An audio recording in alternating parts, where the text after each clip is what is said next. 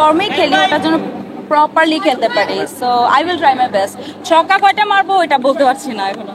আমি সালমান খান, সালমান খানের ফ্যান। মানে তার সাকিব খানের টিমে মানে খেলবো কিনা আমি তো বললামই আমি সালমান খানের টিমে খেলবো। প্র্যাকটিস তো আজকেও করবো। তো আমি অংশুভাই টিমে আছি এখন পর্যন্ত। তো জানি না, গতবার তো আমি পার্টিসিপেট করতে পারিনি, এই বছর করছি। কারণ গত বছর I was not physically fit. তো আমার গতবার যখন আমি ফেসবুকে দেখছিলাম যে সবাই খেলছে, আমার খুব মন চাচ্ছিল খেলার জন্য। আমাকে শিয়াব শাহিন ভাই কলও করেছিল না টিমে খেলার জন্য, বাট সামহাও আর করা হয়নি।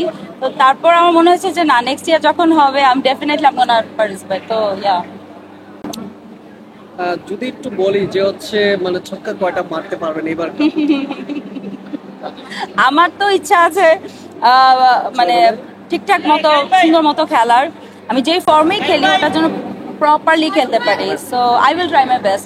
ছক্কা কয়টা মারবো এটা বলতে পারছি না এখনো। তাছাড়াও যদি বলি যে উইকেট কয়টা ফালাইতে পারবে? ওরে আমি করতেই চাই না। মানে অপর পক্ষে কয়টা ফালানোর ইচ্ছা আছে?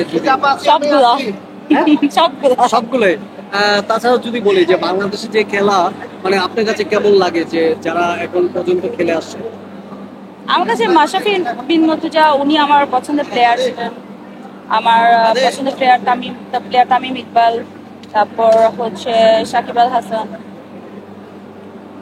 যদি বলি যে বাংলাদেশে শাকিব খান, কলকাতায় শাহরুখ খান এবং সালমান খান, কোন দলের হয়ে খেলতে চান? আমি সালমান খান, কারণটা? সালমান খানের ফ্যান। মানে তার কি খেলাটা মানে আপনি দেখবেন নাকি তার দিকে তাকিয়ে থাকবেন? তার দিকে তাকিয়ে থাকবো কিনা আমি জানি না, বকা দিতে পারে আমাকে। কেন? উনি একটু একটু থাকে না, কেমন যেন একটু ভয় লাগে। আর বাংলাদেশের শাকিব খানের টিম হলে? সাকিব খানের টিমে মানে খেলবো কিনা আমি তো বললামই আমি সালমান খানের টিমে খেলবো। আর যদি বাংলাদেশেরটা বলেছি, আর যদি বাংলাদেশ হয় কোন অপশন কি দিয়েছেন? মানে মানে বাংলাদেশের হয়ে যদি খেলে তাহলে কোন টিমে হয়ে খেলবে?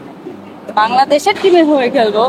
মানে যদি শাকিব খান কিনে ওই টিম হয়ে খেলবে? অবভিয়াসলি খেলবো, কেন খেলবো। তাছাড়া একটু কাজের ব্যস্ততার বিষয় একটু জানতে চাচ্ছি। এখন কোরবানিদের কাজ নিয়ে ব্যস্ততা যাচ্ছে। তো শুটিং থেকে আসছি এখন। কালকে নেই, তারপর পরবর্তীতে যেদিন ম্যাচ আছে ওদিনই শুট আছে, কিন্তু ওই ডিরেক্টরের সাথে কথা বলে সামহাও ম্যানেজ করেছি।